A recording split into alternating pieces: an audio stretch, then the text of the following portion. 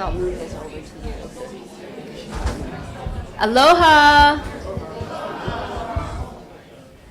So shall we get started? Okay. Thank you for coming to this latest installment of Hawaii J20's Solidarity Series, United in Defense of Education. I want to thank the folks at Harris Methodist United Church for hosting us. They are amazing, and we cannot tell you how much we appreciate your hospitality and your solidarity with us. So thank you, Harris. Dave. And we'd also like to thank Indivisible Hawaii for co-sponsoring this event. We also want to give a big shout out, of course, to our three speakers today for taking their time and using their energy to help us defend education. And I'll introduce each of them to you in a few moments. But first, I want to acknowledge that we've gone through a lot since January 20th. For those of you who are wondering what J20 stands for, it stands for January 20th. Just marking when things went, they were already wrong, but they went terribly, terribly wrong on January 20th. So when we started back as a group to defend ourselves from Trump 1.0, never mind even the start of Trump 2.0, we had no idea how bad things would be by this time.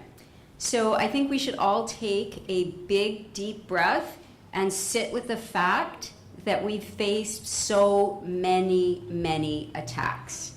And it's actually hard to get a fulsome accounting of the terror that Trump has unleashed upon us, not just here, but around the world.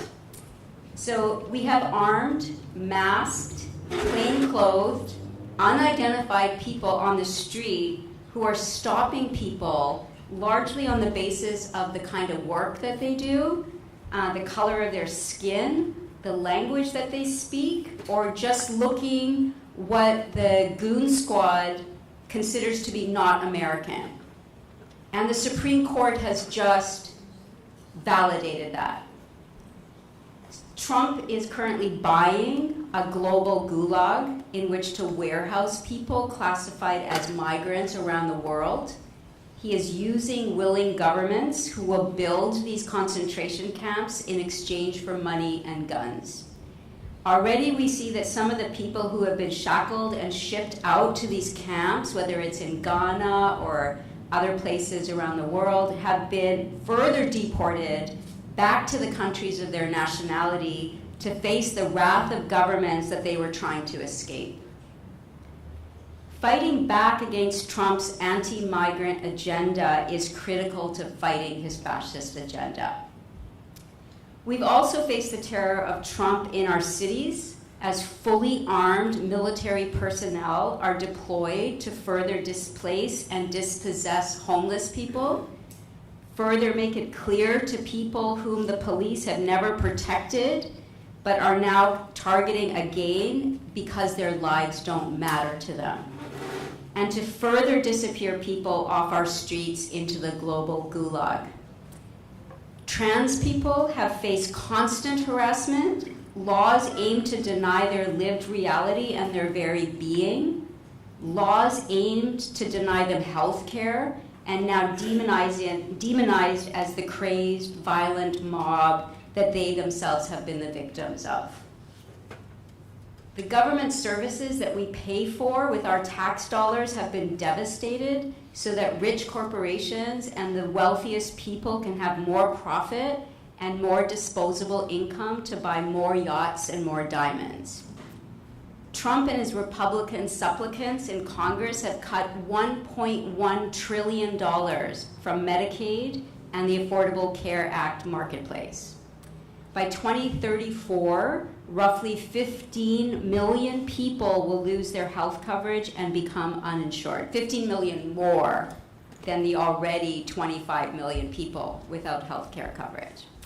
22.3 million families will lose some or all of their SNAP benefits. Trump has not only reneged on his promise to end the Israeli war against Gaza and the Russian war against Ukraine, but he has further emboldened the leaders of these two belligerent states. People in Gaza are in the midst of a genocide and a famine, and a medical crisis caused by Netanyahu's refusal to ensure much-needed humanitarian aid.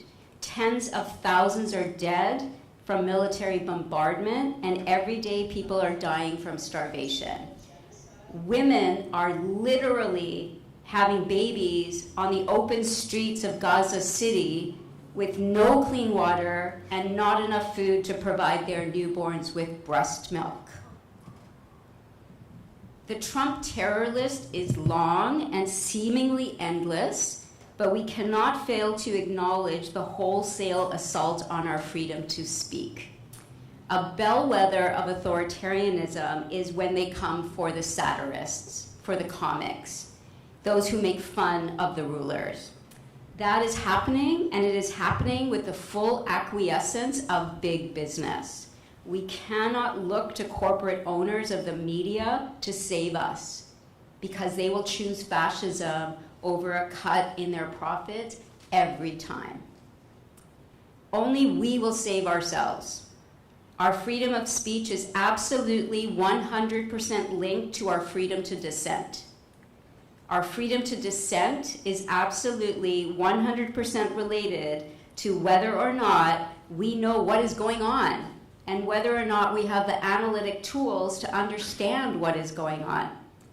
This is what Trump is attacking when he assaults our education system, both the K-12 system and our higher ed system. Trump wants us to forget our history, how we got here through a long and torturous trail of colonization, slavery, indentureship on plantations, of the denial of the freedom, autonomy, and safety of women, of the warehousing of people with physical and mental disabilities, and so much, much more. Trump wants to take away our ability to remember our history because that history is also replete with many efforts, some successful, some not so much, to fight back against tyrants like himself. Trump's assault on education is the focus of this Solidarity Forum, and in the name of anti-woke, Trump has threatened to punish the teaching of the entire education system from kindergarten to PhD. If the instructors or the students dare to speak the truth of our diversity and our struggles for equity and inclusion. In the process, Trump has cut more than $10 billion in research grants on cancer research, diabetes treatment, climate change, social inequality, and much, much more. Trump's gutting of the Department of Education has led to an illegal withholding of funds from public schools, harming all students, but specifically targeting students with disabilities and those whose first language is not English. He has further threatened local school districts in an attempt to control instruction. All of this is occurring in a climate of banning books and targeting teachers. And of course, because immigration law gives the government far more power over migrants than it does over citizens, some of the most crazed things that Trump has done is to use the State Department to restrict international students from enrolling in universities, allowing ICE to raid public schools, and locking up non-citizen student activists in ICE jails. Our defense of education is critical for our ability to have the know-how to effectively stop Trump. So I'm going to introduce our three speakers. I'll introduce all of them at once in the order that they're speaking. So we are incredibly honored to have Osa Tui here with us. Osa Tui is the president of the Hawaii State Teachers Association, and he's now in his 28th year in public education. Osa Tui is a high school math teacher who is currently on leave of absence from McKinley High School, where he serves his while he serves his last years as president of the HSTA. Growing up in public housing with his mother and two sisters who relied on public assistance, his public school teachers demonstrated for him the power and the promise of a public education. He vowed to go into teaching to give back to the profession that gave so much to him. He takes great pride in leading the HSTA with an emphasis on its mission to, quote, advance human and civil rights, to support and nurture equity in a multifaceted community. And he's also been a delegate to the 2024 Democratic National Convention and served last December as one of the 4 electors from Hawaii for Kamala Harris. So thank you, Osa.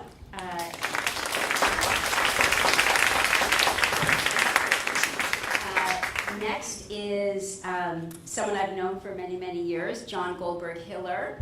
Professor Goldberg-Hiller teaches legal and political theory in the political science program at Manoa.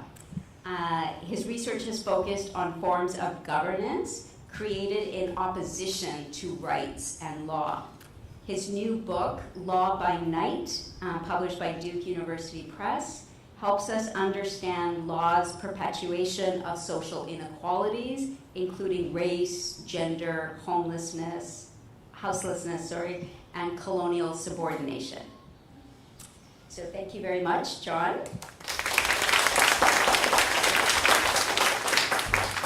And last but not least, by any stretch of the imagination, is Randy Iwase. Randy Iwase has had a long and distinguished career in public service. He served as the chair of the Hawaii State Public Utilities Commission from 2015 to 2018, as a Hawaii State Senator from 1990 to 2000, where he spent some time as the majority whip. Prior to that, Randy Iwase served on the Honolulu City Council from 1988, where he was the majority floor leader. He was also the Deputy Attorney General of the state of Hawaii, where he acted as legal counsel to the Board of Education and the Department of Education. Randy is now a member of the Hawaii Coalition for Civil Rights, of which J20 is also a member. And in that capacity, he has spoken publicly in opposition to Trump's flouting of the rule of law and due process. So thank you, Randy. And I realize I forgot to introduce myself. I'm Nandita Sharma. I'm a professor of sociology at UH Manoa, and I'm also a member of Hawaii J20. So Osa, take it away. Yes.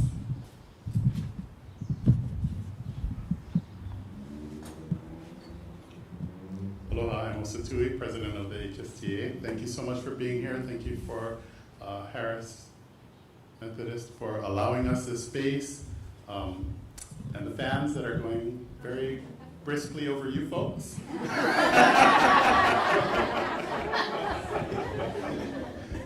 I'm proud to represent 13,000 teachers in the state of Hawaii, many of whom are very scared, very worried about what's to come. You mentioned that we didn't know what Trump 2.0 was going to be, and actually I pushed back on that. We had Project 2025, which laid out exactly what was going to happen, and I think more of it is we didn't think that it would actually be carried out in the way that it's being carried out. We thought that many of our institutions and the things that we have stood up would protect us, and we've seen that the Congress and the Supreme Court have just given way to the executive and their willingness to go above and beyond anything that's ever been done before. And we've seen in Project 2025 that public education, that unions are a huge target to be harassed and removed, because we do have voices that rise up and speak to power and speak to those who have moneyed interests.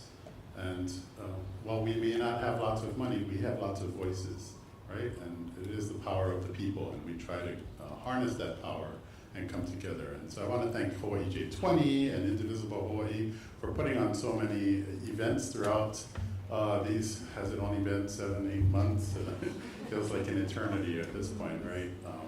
Unfortunately. We see throughout the country that just having a sign, everyone welcome here. You know, oh my God, outrage.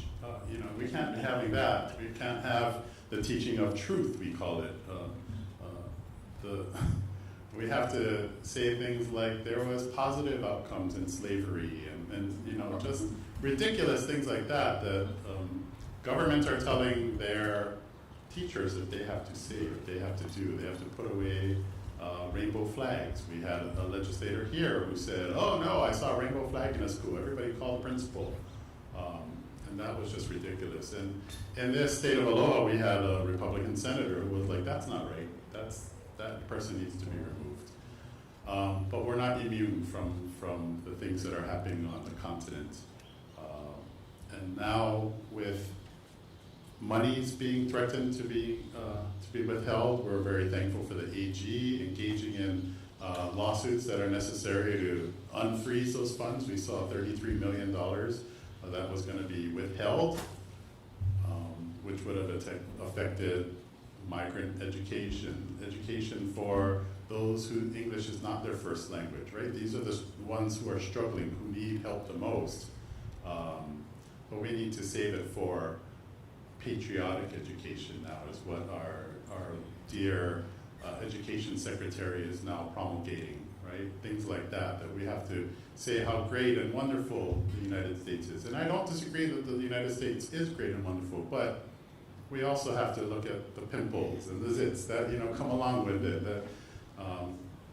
And it's an attack on education because they just don't want people to know things, right? The less you know, the more you can be manipulated.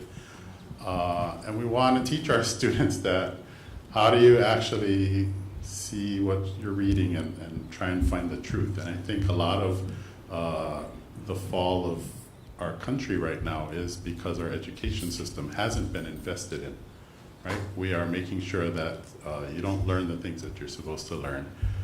And it's really harsh and it's really painful. And now as we look towards what is the next budget going to have? Are they going to get rid of Title I funding? That's where we have critical funding for those who come from homes where you can't, you know, they don't have money for things. And I personally, as was mentioned, you know, I grew up in public housing. I grew up with public assistance. I grew up on what we say Medicaid and SNAP, but I think here in Hawaii it's more important to say I grew up, you know, with EBT, and I grew up with Quest and things like that. Well, actually it wasn't Quest back then, but I think that's when it hits home, like, oh, because when you say Medicare, when you say Medicaid or you say SNAP, it doesn't ring necessarily to the people who it's going to affect.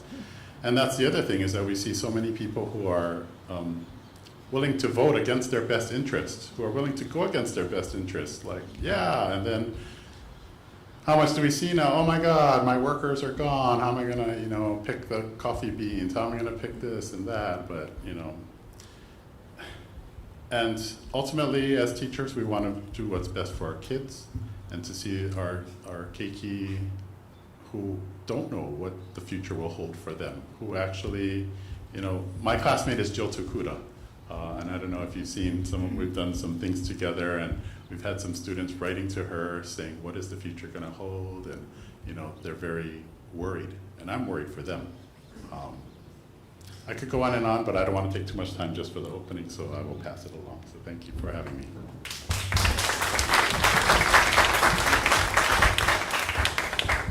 John, and just to let you know that we are live streaming this event as well, and it will be recorded and put on our website. I'm not sure, Malcolm, if you know how many people have joined us on live streaming, but you can tell us later. Great, thank you. I too want to thank J20 for the invitation. It's a pleasure to be here. It's nice to see so many faces.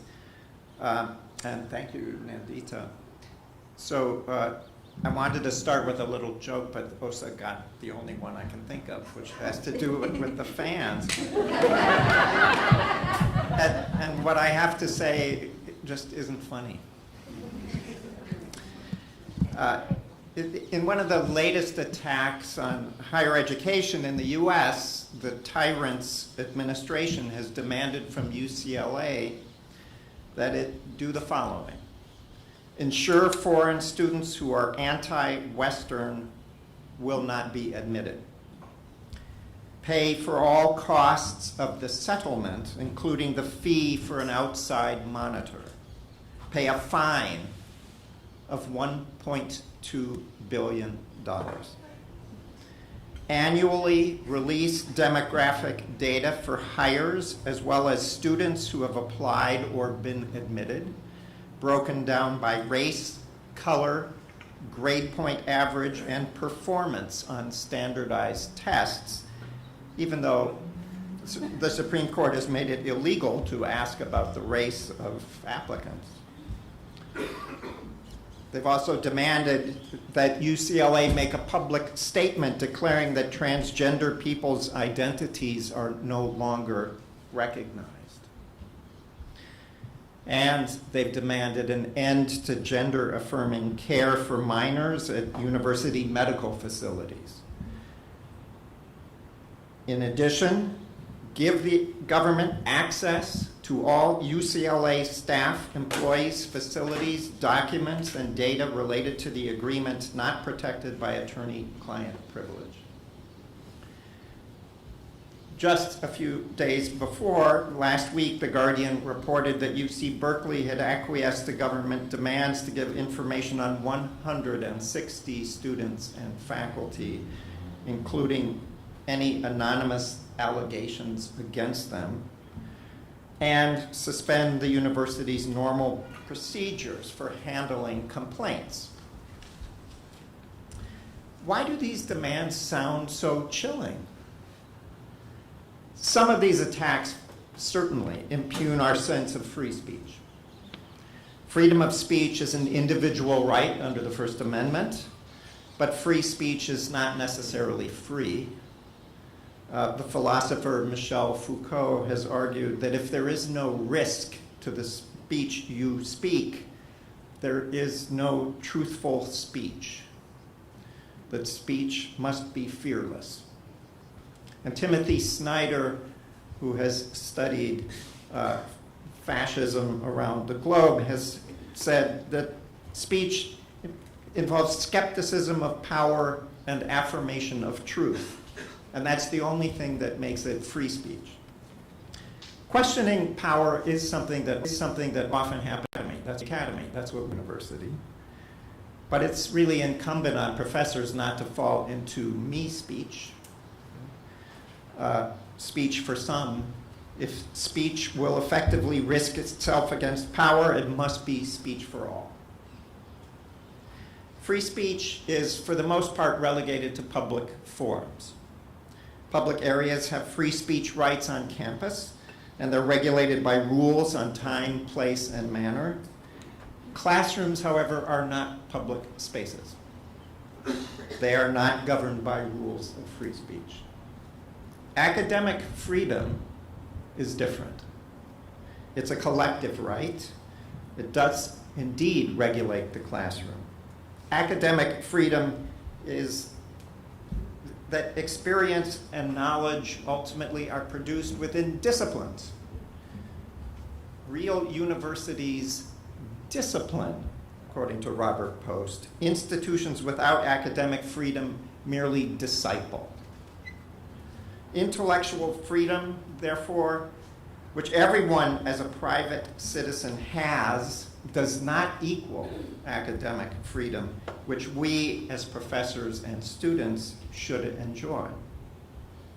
Therefore, professions, academic or otherwise, require self-organization and self-protection.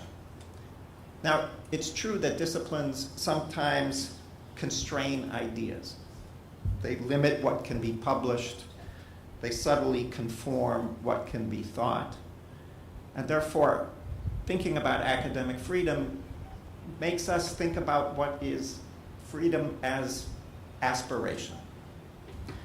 Therefore, it's not that everything goes in academic discourse in and outside the classroom. Speech is constrained by professional norms, by law. There is illegal speech, and by anti-discrimination law. But it is not limited by what government demands or what university administrators wish. Academic freedom rests with us as individuals, individual educators, and as a collective. Universities and our unions must defend professors' judgments in order to further academic freedom. But universities can regulate incompetent communication and research in the classroom. Therefore, academic freedom involves more than speaking. It also includes the freedom to conduct research, to assess and to disseminate information, to design curriculum and teaching, to collaborate with scholars in other universities, and to participate in self-governance in universities. Therefore, to resist ideological interference, it's critical to guard against reducing academic freedom to free speech that pertains to individuals. Otherwise, academic freedom can be mistaken as mere expression or partisan opinion. This is a way to politicize the classroom, to deter scholars from informing public discourse for fear of retribution, to subordinate scholars to outside attacks. Today, deliberately conflating academic freedom with free speech is a common strategy among far-right leaders around the world. Indeed, free speech has been weaponized. No longer efforts to augment the voices of those who have been marginalized and want to speak truth to power. Universities have been, in this way, likened by conservatives and the Trump administration to a marketplace of ideas.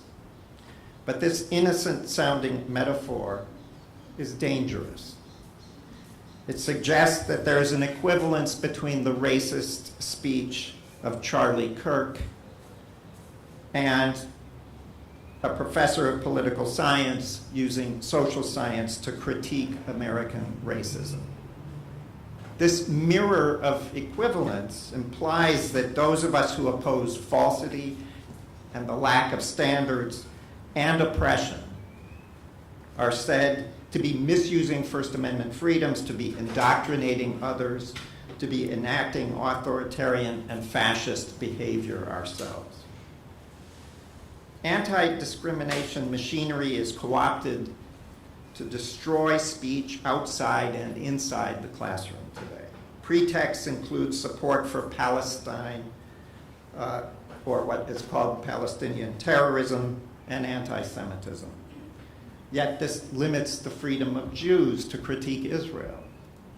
The Jewish philosopher Judith Butler, her name was turned over to the tyrant's administration by Berkeley this week, likely for just this reason. There is, of course, this anti-woke sentiment, and the suggestion is, in this case, that anti-discrimination is really indoctrination. And now there is the killing of Charlie Kirk, and that is likely to just accelerate some of this pressure. 2 days ago, Texas governor demanded that universities expel students who mocked Kirk's death, and some have been banished from campus. How this will deepen with the avenging of the murder, we'll soon see.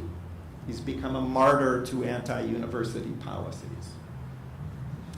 Efforts to curb scientific truths have been met by politicizing pure research in the university into medicine and health, climate change, sexuality, and gender, and that has stripped money from universities, including UH.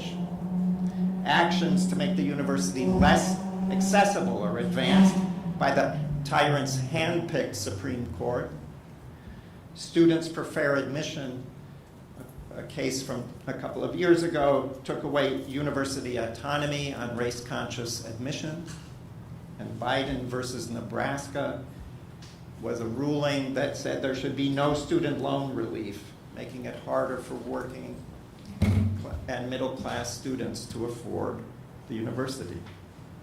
So as bad as this is, it's important to recognize it's not anomalous. Attacks on the university don't come from nowhere.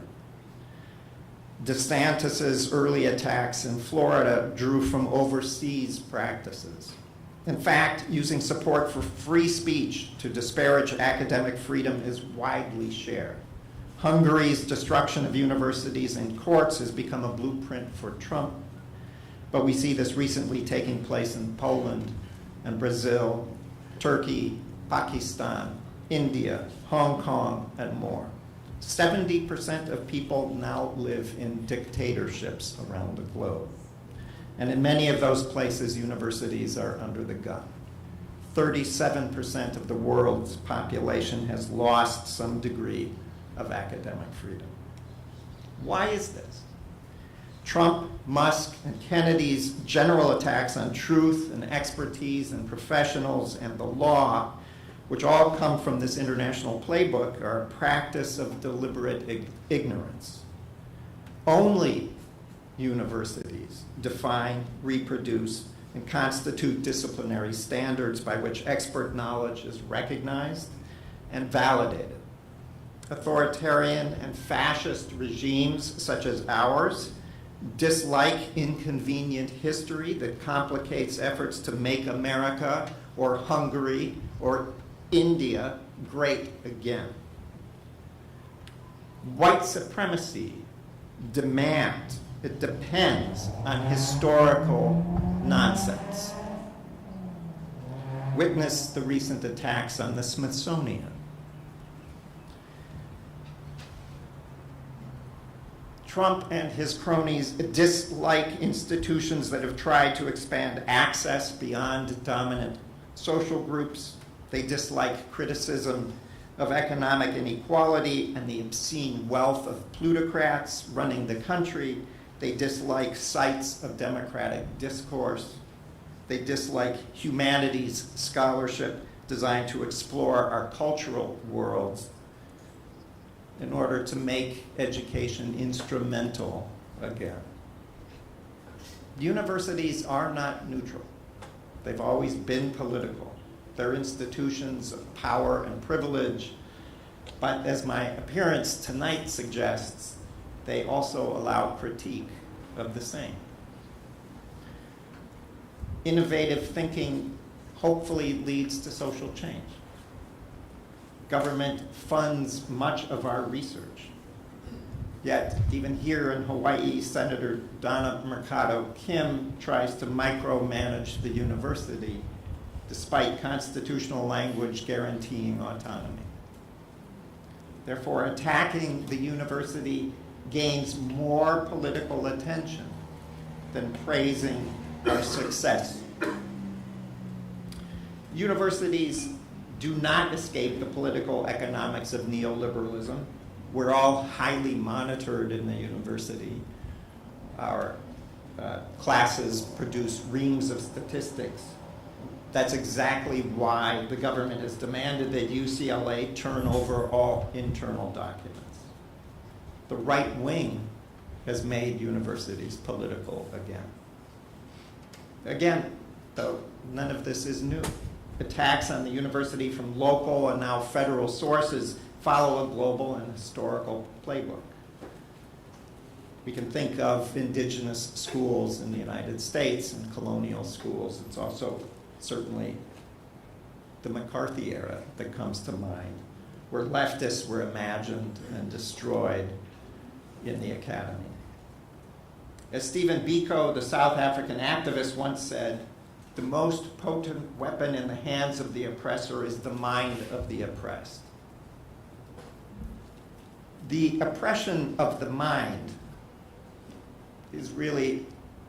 leads to a particular challenge of self-censorship today. How easy it is to avoid saying transgender in order to escape scrutiny. To lump the criticism of Israel with criticism of other countries so that nothing really sticks out when what you mean to say is the appearance of genocide in Gaza. It's easy to retreat from social media, where others can sift your writing, thoughts, friends, and interest for current political correctness. It's easy to curtail asking politically sensitive questions in our research and in our classrooms, especially when Turning Point, Charlie Kirk's racist organization, and other right-wing groups advocate students to monitor and record their professors' language and to make lists of dangerous faculty. I proudly made David Horowitz's list 20 years ago when my death threats came only on postcards from his followers. Today, I would be terrified of social media doxing and administrative overreach. How easy it is to cease speaking the truth, when doing so costs you grants and academic recognition by other scared and self-censoring individuals. Some of my graduate students fear that their dissertation titles and research will lose them opportunities to be interviewed for increasingly scarce jobs. How do you not say woman or gender when you're studying the destruction of abortion rights in the United States? How can you avoid discussing critical race theory when writing about affirmative action? Why should non-academics care? I think that's the question for tonight.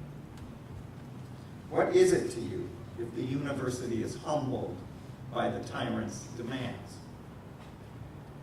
Academic freedom as social responsibility, as an ethical practice, is an idea propounded by Eve Darian Smith that might be more legible to non-academic audiences. Climate disaster, for instance, is a dire threat to us all, and it depends, our reaction to it depends on independent research. Cancer research and vaccine development is critical to our health and society. Growing inequality creates the insecurities that fascist regimes play upon, and we should study this political psychology. Free social inquiry is essential to the development of good public policy, to new forms of self-understanding. The humanities is a lifeline to creative thought about alternative values and alternative futures that make life more than a mere game of survival. Fear in academia also corrodes other forms of truth-telling. Journalists are dismissed as purveyors of fake news. Comedians, such as Jimmy Kimmel, are dismissed as dangerous rather than provoking political and social insight and temporary relief from this madness. And so I think that academic freedom is essential for a just, fair, and healthy society. Yet, how do we best make this claim resonate? The academy hangs on the answer.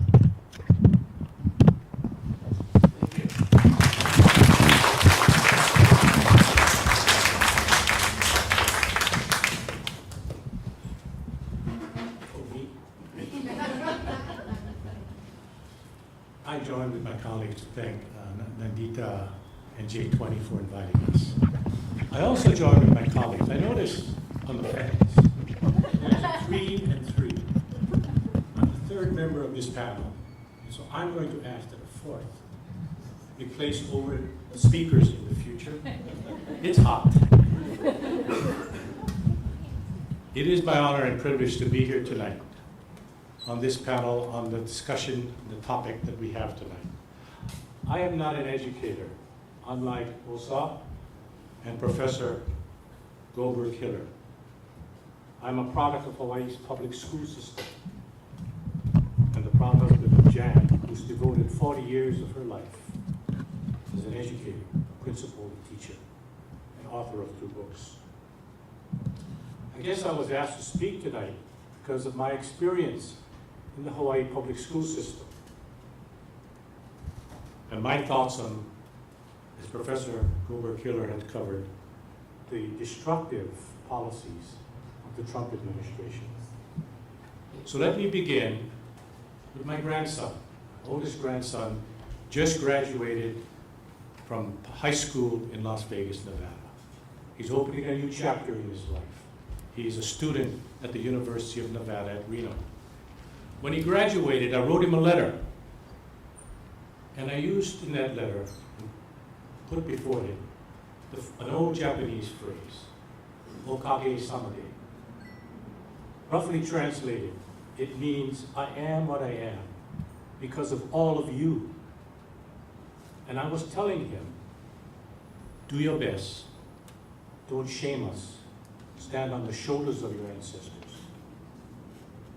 As I was writing this letter, it dawned on me, after all these years knowing the phrase, that it also applies to us, the present-day ancestors. It is incumbent upon us to provide to our children the same sacrifice that our ancestors gave to us so that we could succeed. Now, President Lyndon Johnson, before he became president, was a school teacher. He taught for 1 year the children of migrant workers, Mexican migrant workers in Texas. It had a profound effect upon him. It made him realize and understand that for those kids to achieve success in life, they needed to be educated. He never forgot that. When he became president, many of you may recall, his war on poverty. Part of it was Head Start. It's a program for early childhood education, providing nutritional value services and social services to the kids. Today, over 800,000 in the United States. President Johnson said, our aim must be to give every child the best education he is capable of, or she, for education is the foundation of freedom. Back in the 1960s, Hawaii had a governor, John A. Burns. He shared the same values and understanding as Lyndon Johnson. And he said, in the controversy of the child versus money, the child comes first. Tonight's topic, United in Defense of Education. Each of you here, through your own life experience, understand why education is important for our children. All of you here. Whether you have kids, whether you have grandkids. If you have humanity, you understand that. So let me briefly tell you why I'm here tonight. My mom, this was back in the 1950s, early 1950s, I am old. Early 1950 was a divorcee, a single parent. Back in the 1950s, that was not good. We were stigmatized. And so we lived with our grandparents. My grandfather owned a pool hall across a fisherman's wharf. For me, the only option was public schools. Jefferson, Alawai, Washington Intermediate, Go Bulldogs, Kaimaki High School. For me, this was fortuitous. Public schooling for me was gold. Good academics, wonderful, caring elementary school teachers especially. I remember them. Mrs. Luning, Mrs. Takesui, Miss Johnson, Mrs.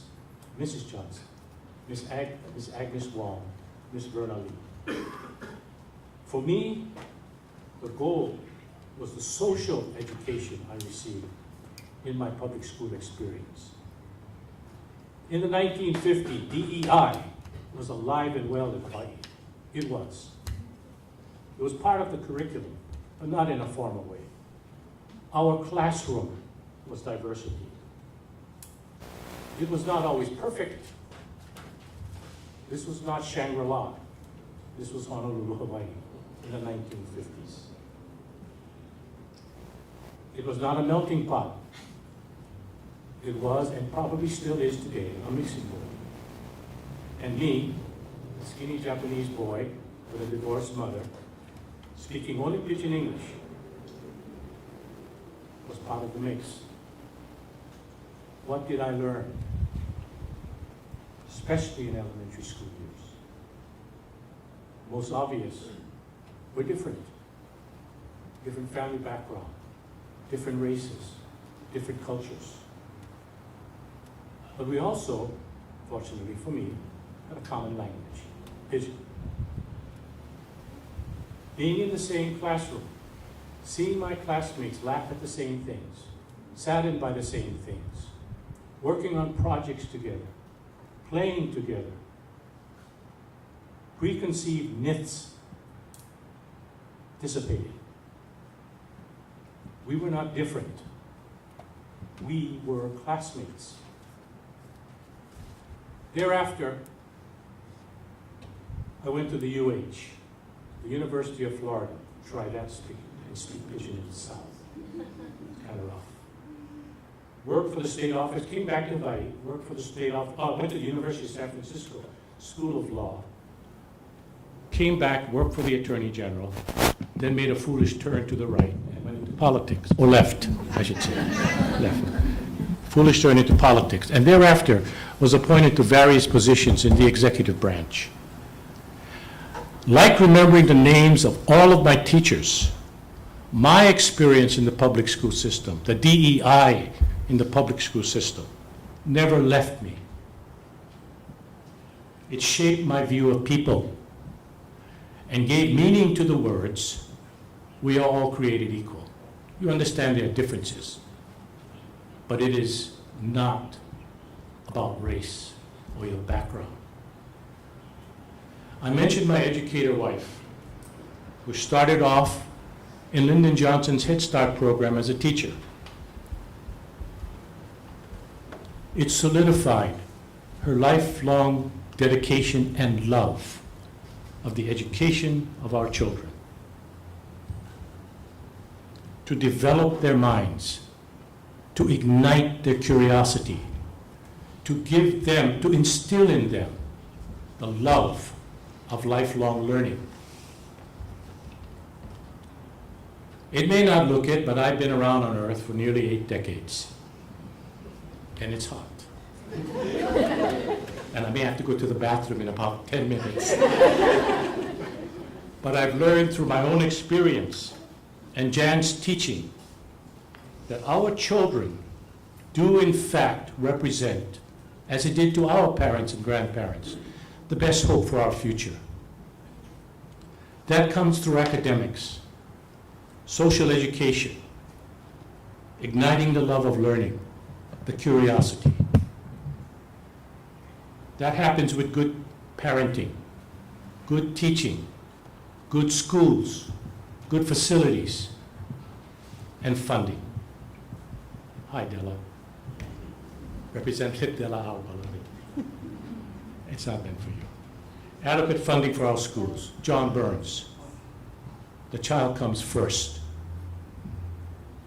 It does not happen when schools and school curriculum become nothing more than one-sided ideological propaganda.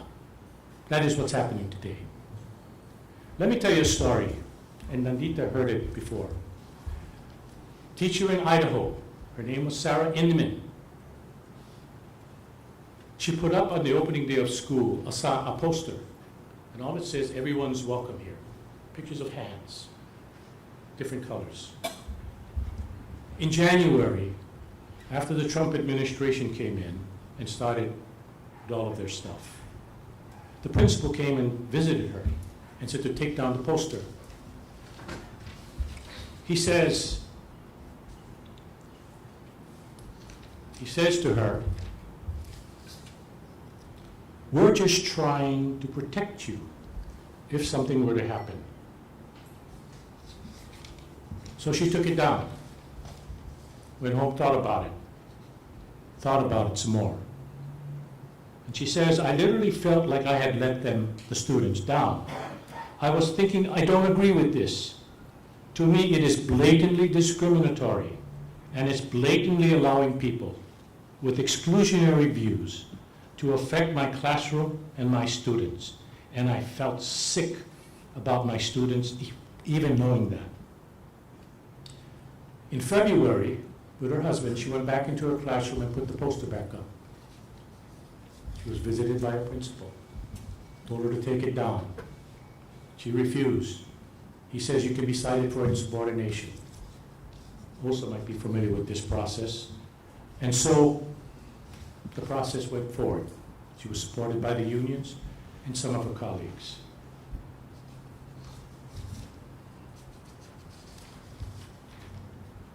In late February, the chief academic officer, well, the school district moved fast on this one. The chief academic officer and district legal counsel told her that the poster violated district policy as well as the state's 2021 ban on critical race theory. Okay? Let me show you something. This is the poster that was put up. How is this evil? How is this seditious? How is this against any kind of race theory? It's a sign with everyone welcome here. And she was disciplined for that. She eventually resigned and then went to Boise, Idaho, another school district, where teachers in that district supported her. She felt welcome there. And by the way, also, she gave you a shout out, not you personally, but your union. Let me read it.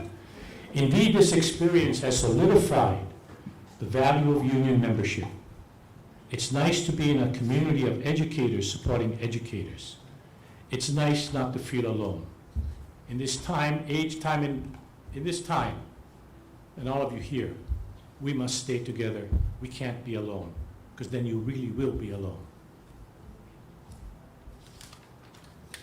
The Trump administration's assault on teaching and teachers, funding cuts, budget cuts, grant cuts, dismantling the Department of Education, this threatening to withhold, or in fact withholding, as Professor Goldberg-Hiller mentioned, research funding and grants to our schools. Schools on military bases started banning books. Schools on military bases began banning critical awareness, cultural awareness months. These things are happening. These things are happening. And it is wrong. To deprive our students of needed and real-life social education is cruel, is heartless, and it is wrong. That is why I'm here tonight, and I'm sure that's why you are here. And to all of you who are here, I say to you what I wrote to my grandson, Okage Samade. Thank you.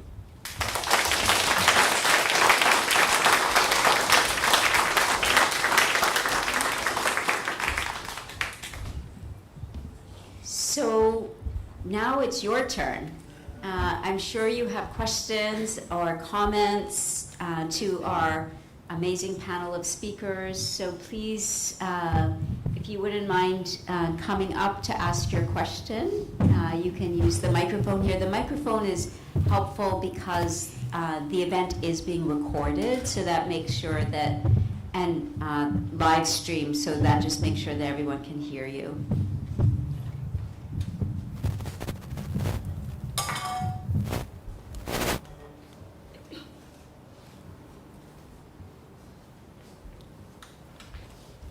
Yes, would you mind coming up? Thank you.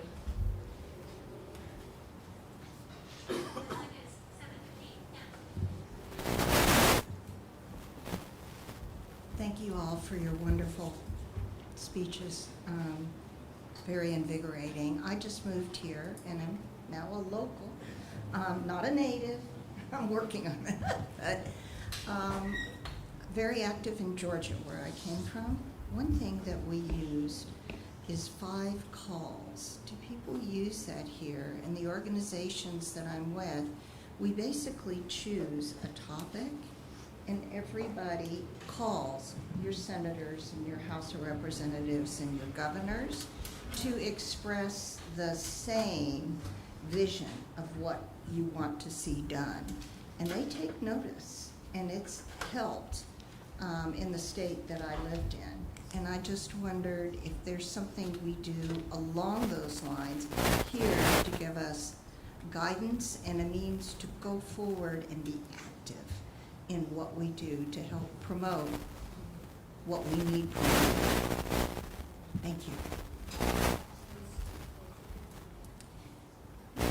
Anyone want to speak to that, the effectiveness of advocating to your reps? Della Bellotti is here. Della Bellotti, thank you very much for being here. You're always present at all of these solidarity events. We appreciate it. Does it work? Absolutely. Absolutely, and I think that we want to.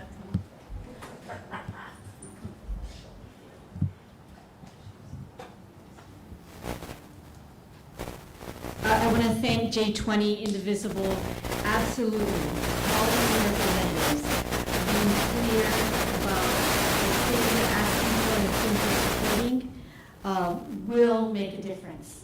It's only going to be through the collective action that we're going to protect ourselves. In our HCCR, Hawaii Civil Rights Coalition, it was very interesting to hear Senator Brian Schatz talk about the porcupine principle and how we have to protect ourselves because there are gaps and there are things that the federal government are now attacking us on, and there are things that we can do as state lawmakers. And so yes, please, we can, through Indivisible, through J20, we know where the gaps are. We know the things that are starting to come. We see ice raids, maybe not happening to the degree that they're happening on the continent, but they're coming. We know that there are hundreds of people sitting in our federal detention center who are being moved from state to state, where our federal detention center is becoming a part of that network of individuals who are being swept and taken away. So are there things to do? Yes. Connect with Indivisible Hawaii, connect with J20, connect with unions. Together we can make a difference. I know that there's going to be an October 18th, no dictators protest again. Those moments in time when there are 7,000 people filling the streets of Honolulu, we cannot ignore that as lawmakers. So do that, and as someone stated before, find these opportunities to stay together because we are in this for 3 years, for 3 more years, and there is more that's going to be coming. So find solidarity in these groups, come out when you can, and I'm going to be here. I will help develop the messages, and yes, we can do it. Thank you. So one of the things that J20 and Indivisible and many other organizations have been calling for is a special session of the Hawaii legislature so that we can pass much needed legislation, including no secret police, no law enforcement agencies allowed to wear masks, be unidentified, etc., and also a redistribution of wealth, right? Which is going to be desperately needed as tax dollars are being cut federally. Right? So those are some of the things that Della is also supporting us with. Yes. I was at the Senate Judiciary hearing yesterday, and I spoke briefly with Senator Carl Rhodes, who's the chair of that committee, and he wasn't optimistic that there would be a special session because there wasn't sufficient groundswell. Because it takes 2/3 of the senators to approve it. So hello, groundswell.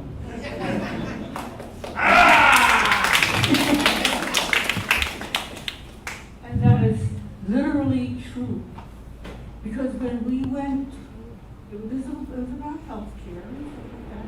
When we went before, well, I won't say who the congressperson was, anyway, when we went to his office, he told us that the senator would be, had calls from the public. And they had this many votes, calls for this position, and this many calls for this position. And therefore, the senator was going to go with the greater number of calls. So your and our calls really do make a difference. They count. They literally count. Yeah, would you mind coming up here, please? I actually just wanted her to repeat herself. We didn't hear her. Oh, you didn't hear her? Okay. The last speaker.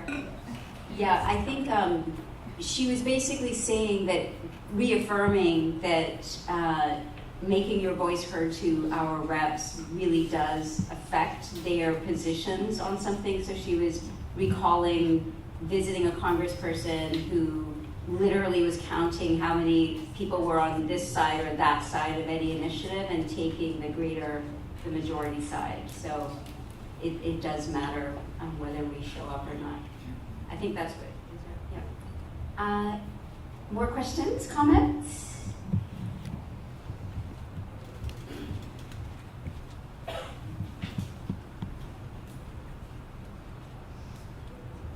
Hello, I am a public school teacher, and I've been a public school teacher here in Hawaii for almost 22 years, and I've taught everything from special education. I teach at the high school, middle school level, special education, fine arts, technology, math. I've taught everything, and I am also the advisor to some clubs that are cultural based, and so it's a little bit scary for me to see where my students are and what's happening to them, and I just want to say thank you very much for having our backs.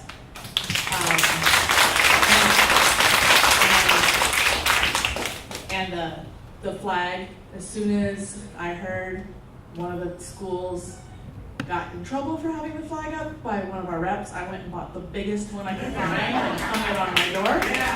And I feel very supported, and I just want to make sure, like, how can we,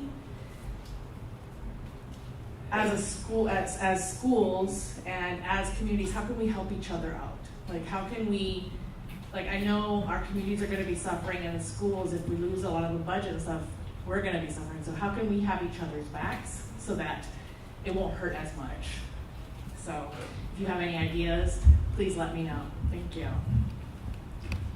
My first thing would be join your union. Join your union. This is absolutely, yeah, we're hearing.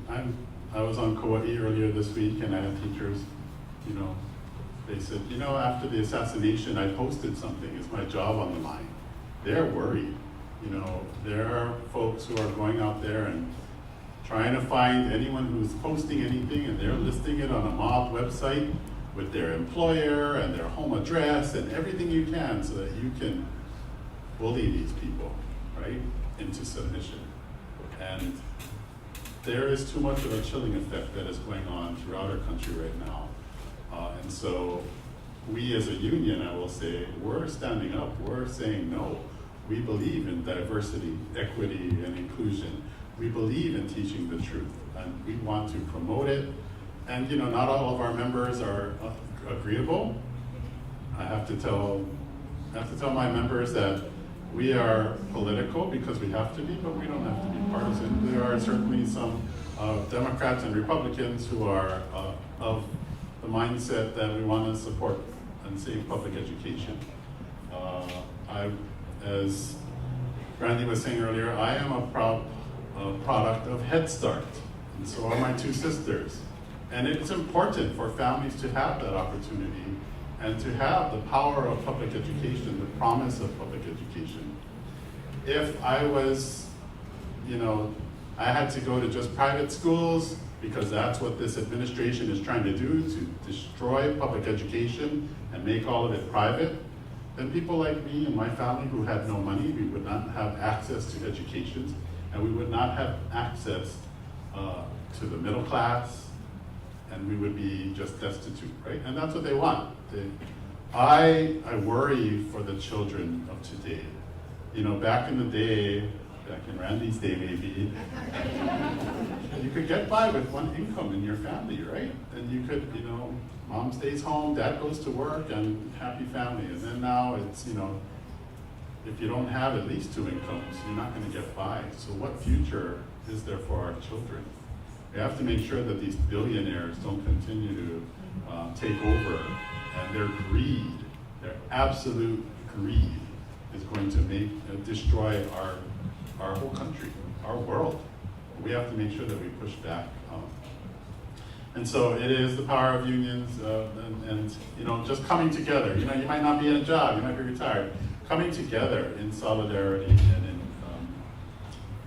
supporting teachers who put up signs, everyone welcome here, right? And we have to come out and say that this is important to us, especially in Hawaii. In my tenure at the Hawaii State Teachers Association, I've been also pushing towards more Hawaiian education, making sure that our kaiapunis are able to expand throughout the state, and making sure that this place where the Hawaiian language culture started, you know, can thrive. But we see people saying Kamehameha schools should not exist in the way that it is, that we need to make sure that everyone has an opportunity. That's bullshit, right? That is bullshit. You know, education is a target, and so we have to be vigilant.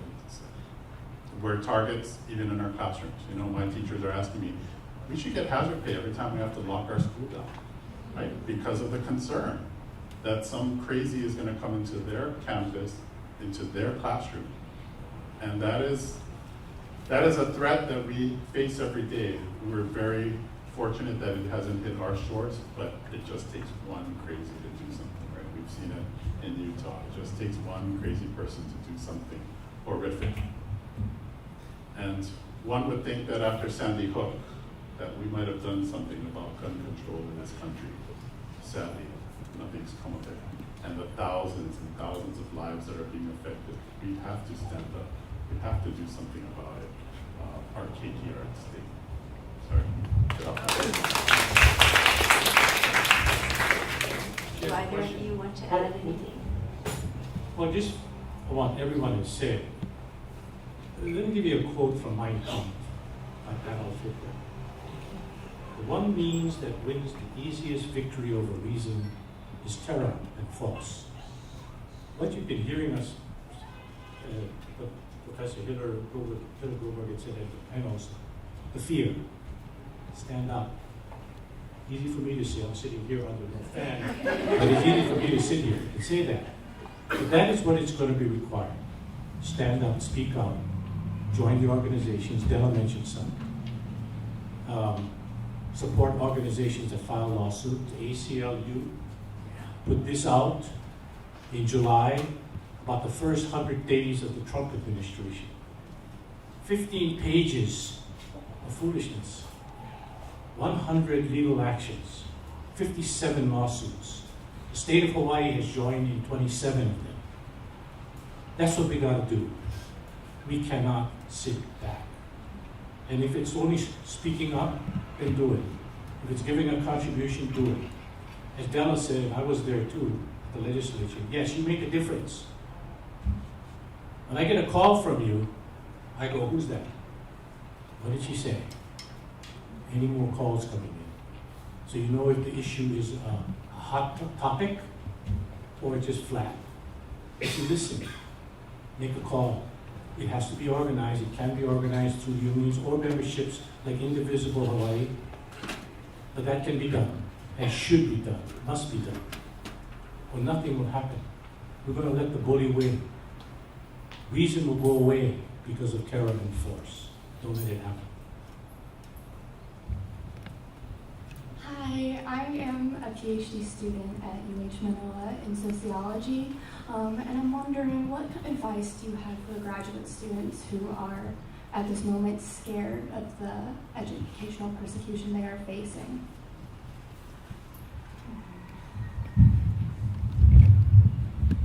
First of all, let me just say I'm sorry about that, because it is terrifying.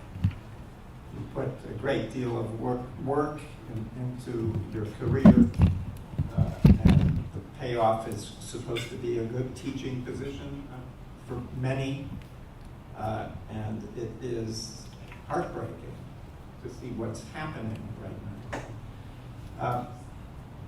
I still am struggling to find what the good advice is. But one thing I think is clear, and that is that you can't, just because of really the enterprise you're in, you can't turn away from the truth that you're seeking. You're writing a dissertation, this is a research project that has to have integrity to it. And any attempt to try to veer it off into a sidetrack so that somebody might not notice it, or to use words that aren't really the words you want to choose, that's not something you can do. I think that what it's going to take is that all of us in the academy and outside of the academy have to stand up and say that we refuse the nonsense that tries to bowdlerize the texts that we read and the truths that we find. And it's not just a small matter, right? It's people's lives now are on the line. Science is being destroyed. Even such things as vaccines that most of us credit for our good health seem as though they may not be there soon. So in sociology, I'm assuming you're not making vaccines, but what you are doing is finding something that is true. And so you actually don't have much option.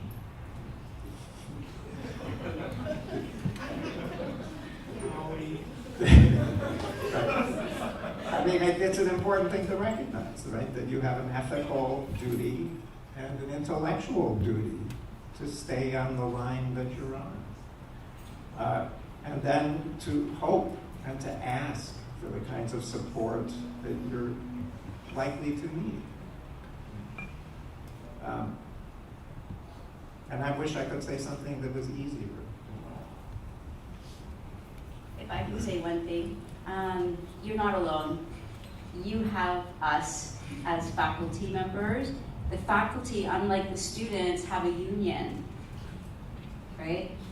We have UHPA, and they have been good on the issue of academic freedom. So faculty need to make sure that our students get to do the research that they want to do, and that nothing prevents them from doing that. And so we need, I think part of the solidarity effort is spreading the heat, right? So the heat isn't just focused on one target, that the heat is dissipated, and especially those of us with institutional support, like a union. I thank UHPA every day of my life at UH. I don't know, I wouldn't be at UH without UHPA anymore. I think that you're not alone is a really crucial message, and it's a message that maybe we need to say more clearly and publicly and forcefully all the time to our students. Thank you so much.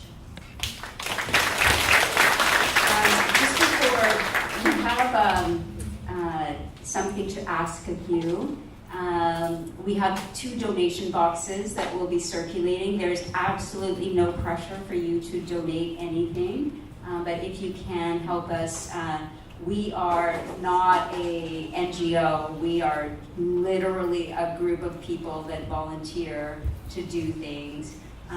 So if you can support us, great. If you cannot, you're supporting us in many, many other ways, including by being here. So thank you. Jane? Yes, I'm Jane. I've been a Hawaii J20 member since Trump won. And as soon as he won the second election, I'm going, oh my God, we need to restart our protest group. So every time we hold these forums and we have a good turnout and people are interested, And then the last question always is, but what can I do? I'm just one person against this huge regime. My recommendation is you join us in our protest.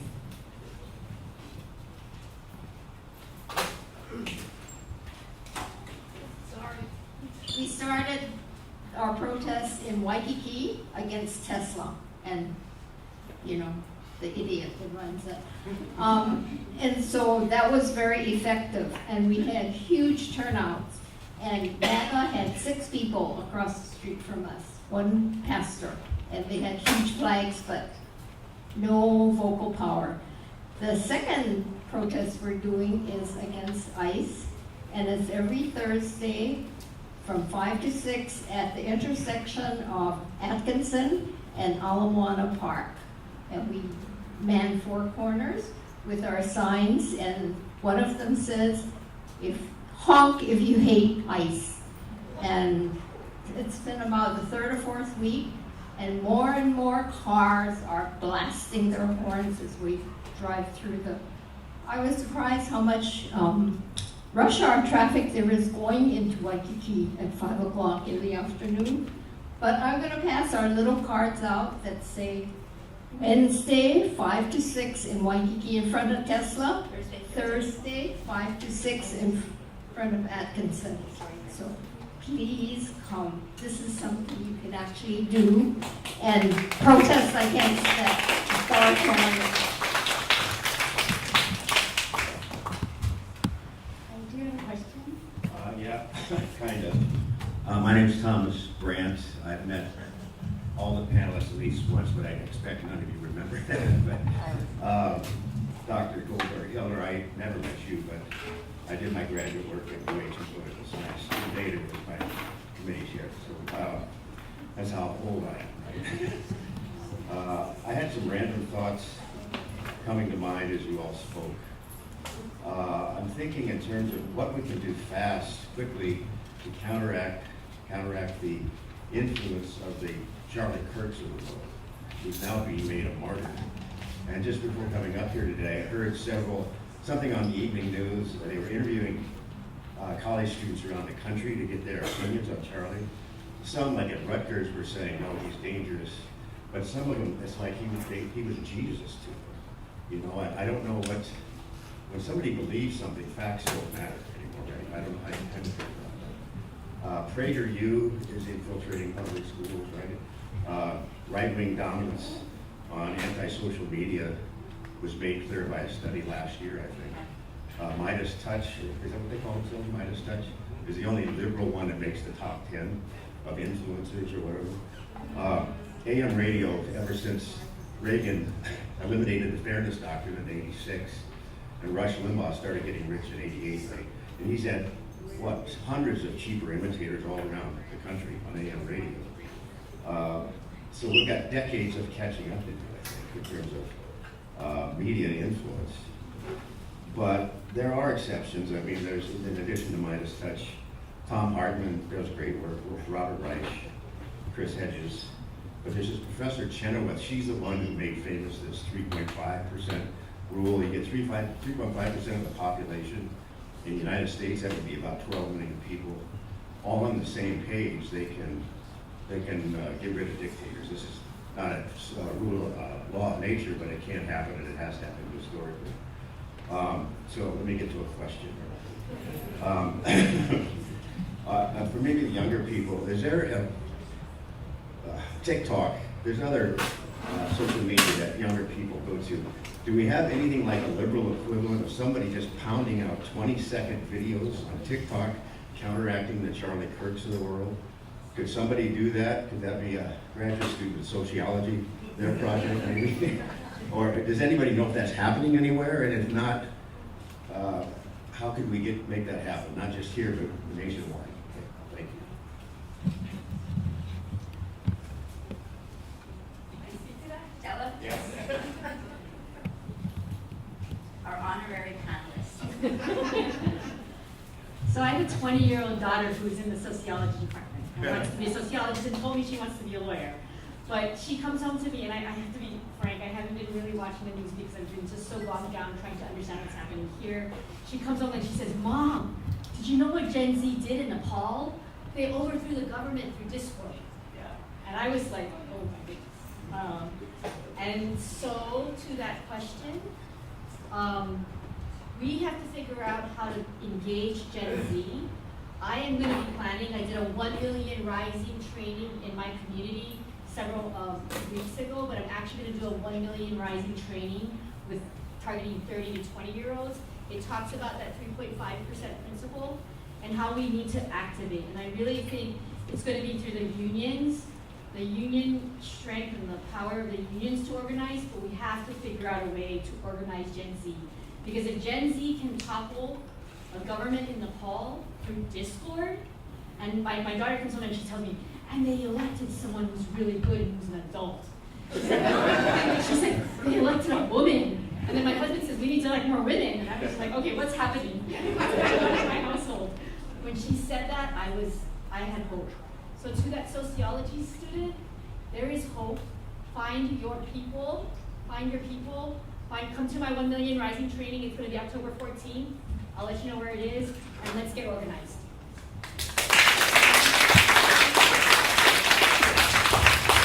Yeah, if I can say it to the student as well, you know, fear is oftentimes something when you're feeling lonely, but I think it's when you find others, you know, solidarity, we can do this together, you can overcome your fear, you can become fearless, and you can push on. I think also for the blue side, let's just say, I think we have to not be afraid of going into their spaces. You know, like Pete Buttigieg, he's constantly going on like Fox and other right-wing social media and things, and he's speaking truth to them, right? And that side will never get that narrative if we are just saying we're not going to talk to them, we're not going to speak, right? And so I do appreciate him doing that and others who speak to that. As to social media, I've tried to stay off of it as much as I can. I will just say, you know, I remember back in the day when I was a student, or maybe it was after I was a student, and I would listen to Air America and Rachel Maddow, you know, and things like that. Yeah, it's really tough, you know, and who knows what's going to happen with TikTok? Is an American company finally going to buy it or not, or is it sticking around or not? Our students, they are very engaged. In fact, they're addicted to their phones, right? Our teachers are having a hard time teaching them as they are addicted to their phones. I hear from our teachers how the Charlie Kirks of the world are very influential in our young ones. And we have to be able to find others who can be just as influential, right? But oftentimes, if you say incendiary things, it's easy to get, right? It's easy to get people to listen to things that are incendiary and then oftentimes false than it is to listen to the truth, that sometimes the truth has hard pills to swallow, right? And so that's why education is important, to make sure that they can sift through what is true and what is not true, and that's the difficulty that we see ourselves in today. Any other comments? No. Yep. Hi, Peter. Hi, my name is Peter. I'm a philosopher and activist, a member of J20, and recently retired lifelong teacher. And I have a question for the panel about large-scale civil disobedience. So I'm glad that Della brought up Nepal, because one of the big disappointments in our country is how little large-scale civil disobedience there is. I mean, other countries, Europe, Southern Asia, South America, everywhere you look, it's happening and it works. And I'm old enough to have grown up in the 60s and saw it work back then. So do you have any ideas of specific forms of large-scale civil disobedience that could be employed to defend education in particular against this assault? Thank you.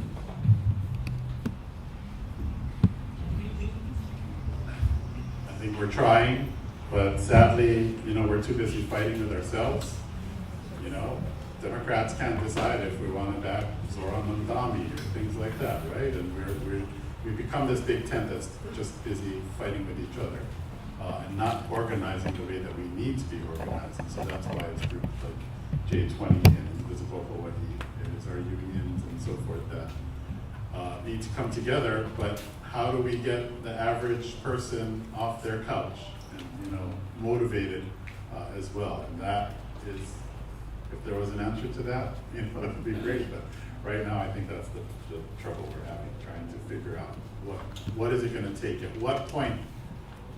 I often used to think as a younger person, how could the Nazis have taken over? How could those people have just sat back? Good thing we're so much smarter now than we were before, and yet I don't know. I worry that we're going down similar paths here. When we look at the 1930s, we see fascists organizing in the streets with tremendous numbers of people doing their kind of civil disobedience, and then that became civil obedience. But authoritarianism today often tries to turn off just that. Not to get people in the streets, to try to isolate people, to make them somewhat afraid, to play on that fear, not to deal with each other. And yet, these periods always end with mass protest, right, with people in the streets demanding change.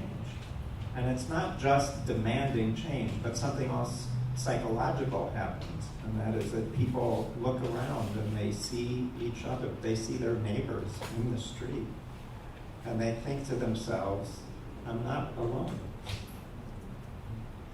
And as soon as people have that thought, usually that's the end. And so that's probably what we need to do, is to find all these ways of connecting with people so that there is no isolation. And we're probably in for a long haul here. I hate to say it, but my expectation is that this period of authoritarian politics is going to stick around. And it's going to take that breakthrough where people look and see their neighbor and recognize that they're not alone in hating what is going on. Anything we can do now is important. Whether we can call that many people into the streets right now, I don't think so. It hasn't happened. There's no easy answer to the question that you pose. I made the analogy of how Trump is not, Donald Trump is genius in this sense. He knows how to divide. And I made this analogy of a man standing there with a marble bag. And in that marble bag, all the bad things you shouldn't be doing. And he starts throwing them out. And he's got all of us running around looking for marbles. And so we're not united on that. When in fact, the one topic we can unite on is that this man is dangerous. He's violating the rule of law. He violates it with ICE. He violates it in the schools. He violates it with the budget. He violates the first Article 1. He doesn't make the budget. The legislature does. He doesn't make tariffs. The legislature has to give him that right. So Cory Booker had it in a sense when he said, the other side looks at the rule of law book and throws it away. We're still saying, we got to read the rule of law book. I'm not saying don't read the rule of law book, but I am saying, as lawyers do, is you look at the law and you brought it to the sidelines. How far can you move? And then we move. But the common focus must always be what Donald Trump is doing, not those marbles he's throwing down. I mean, how many people are going to protest a 1,000-page budget? They don't know what's in it.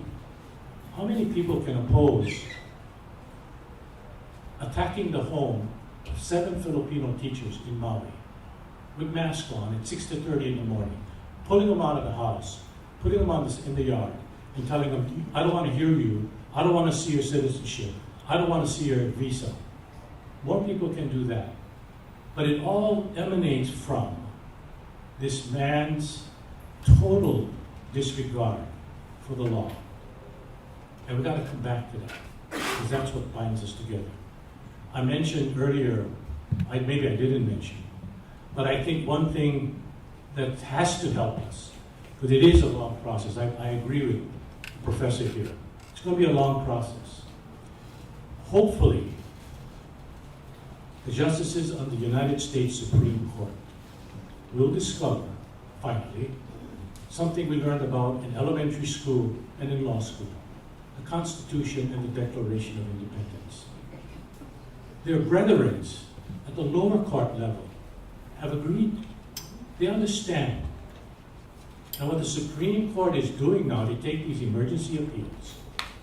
Okay, take an appeal on birthright.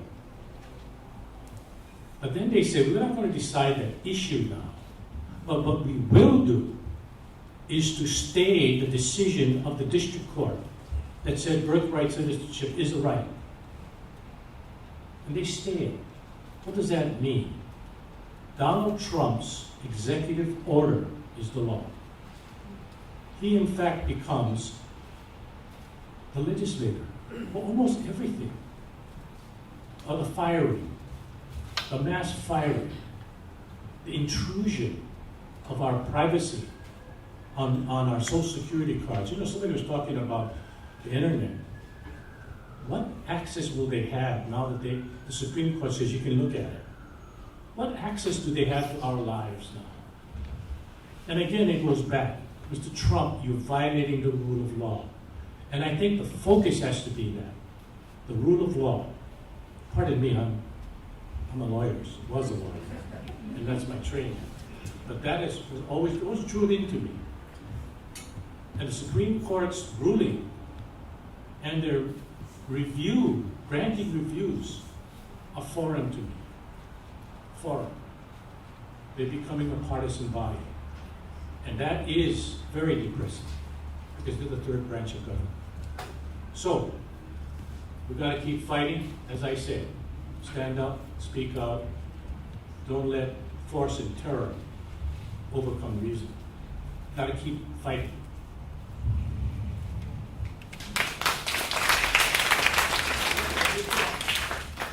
Good song. Can you hear me? Yeah. I have a little bit of a cold. I'm Michael Sukov. I was a graduate student in sociology at Manoa many years ago. And I've since gone on to teach, research, writing a book. But that's just my way of background. I guess what I wanted to say is a couple of things. First of all, the one thing I haven't heard tonight, although I think it's been implicit in what a lot of people have said, is love. Aloha. This is where we are. This is what drew me here in the first place.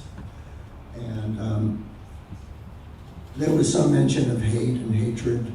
I just think we need to be careful to not just act on the basis of hating what we don't want. Okay? Because then we're kind of replicating the same vicious circle. So we all get upset, we get angry about things momentarily, but let's not turn that into hatred. Let's turn it into action. Action from love. So I just wanted to put that in there. I guess the other thing I wanted to say is that, I think Trump is atrocious. You know, everything that's been said about him, even the hyperbole turns out to be true. But I think it's a mistake to just focus on this one person who happens to be the President of the United States and not understand that, as terrible he is, he's taking advantage of a whole institutional structure which in many ways is very dysfunctional. You know, we'd have to take the institutions one by one, talk about education, talk about healthcare, etc. But we need to keep a big picture in mind, that it's not just about him. Because we've had presidents before which maybe were not as outwardly awful as he is, but who've done some pretty atrocious things, like committing mass murder in other countries. So I think we should not lose sight of the big picture by just focusing on this one man. He's a great distraction for the powers that be, in addition to all his other functions. So I guess that's all I wanted to say. Thank you. Can I ask a question? What is your big picture? Well, I'll try and be succinct about that. My big picture way of looking at what's going on in the world now is through trying to see how everything's connected. Because everything in this world is connected.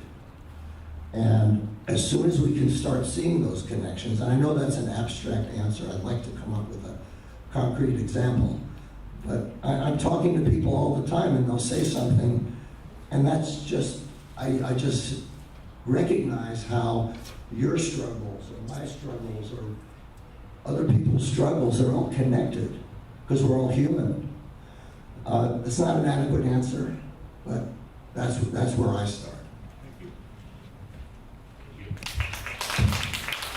Yeah, it's definitely not Donald Trump on his own. You know, it's Ron DeSantis doing crazy things in Florida, Greg Abbott doing crazy things in Texas, Stephen Miller.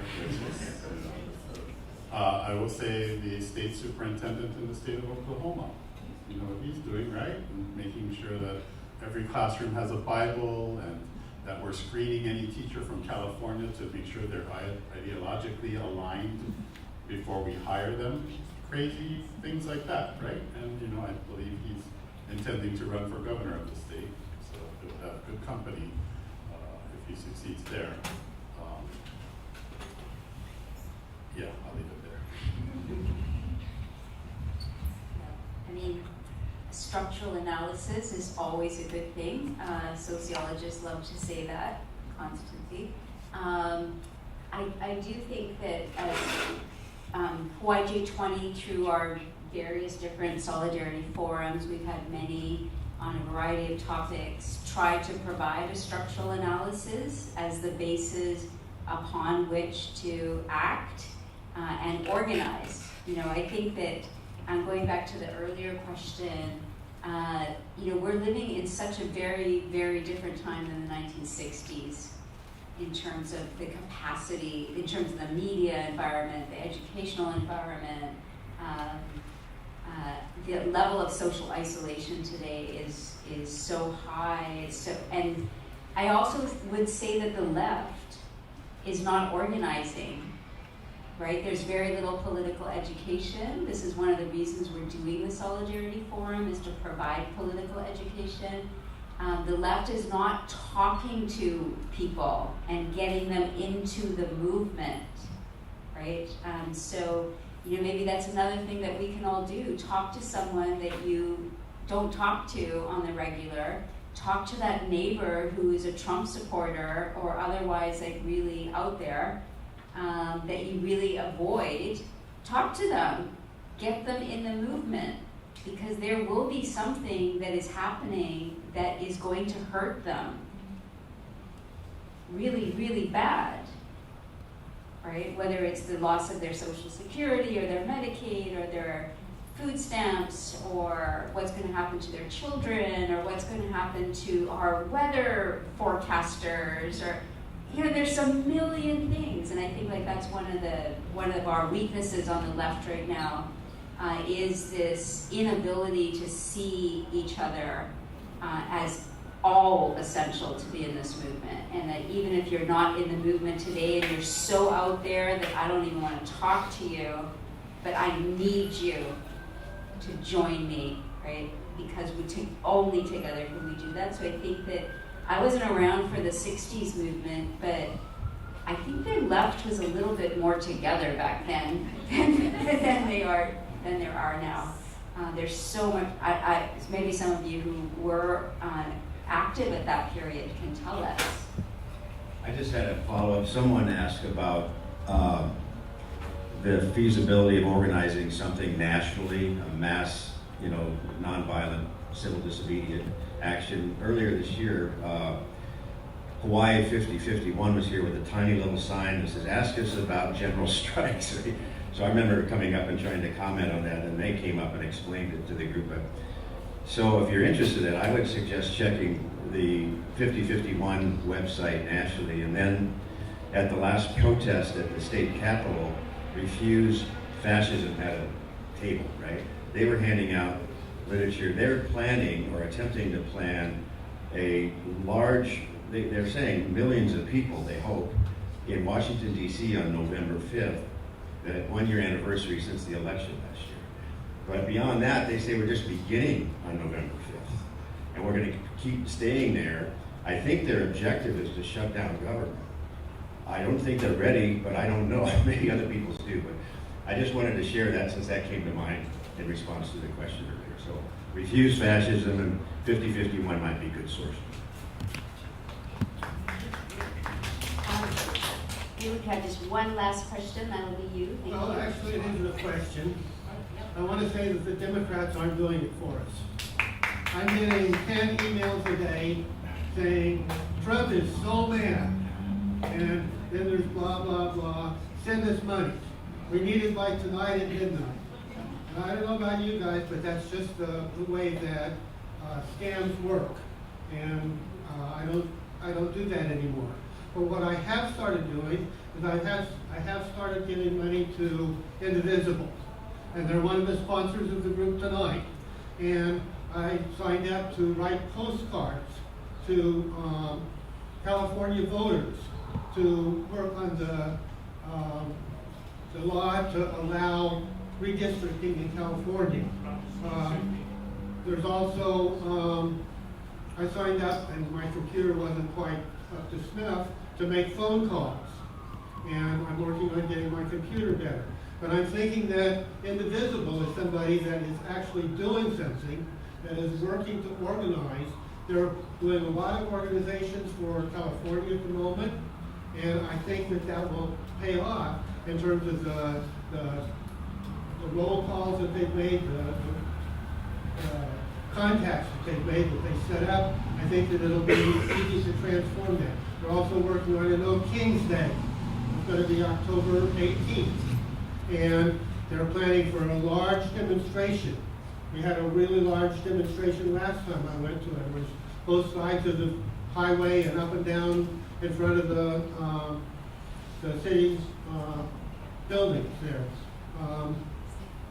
So I would say that if you want to know what I think things are happening, it's not the Democrats, and I think that it's organizations like Indivisible, and that's really the only one that I found.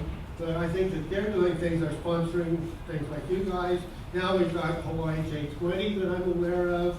And I think that all of these things could possibly come under a large umbrella of someone like Indivisible.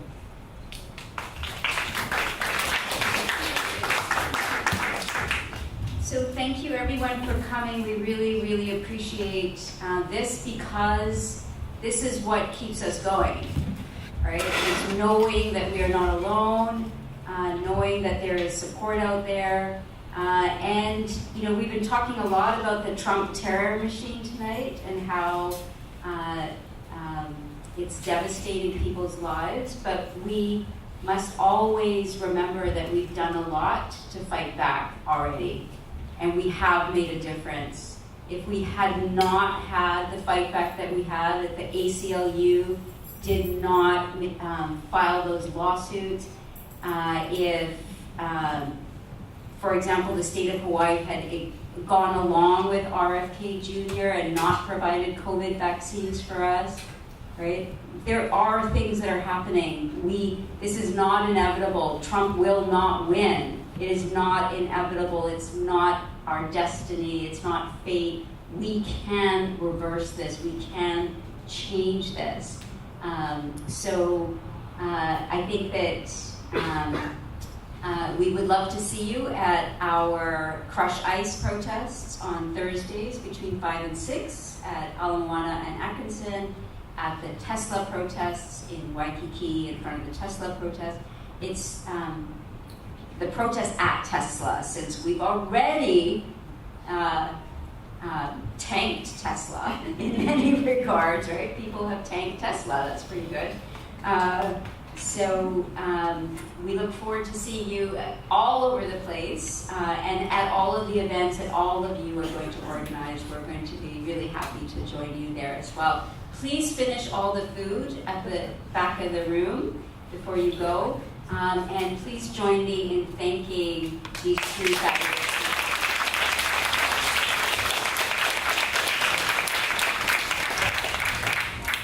Good night. You be safe out there.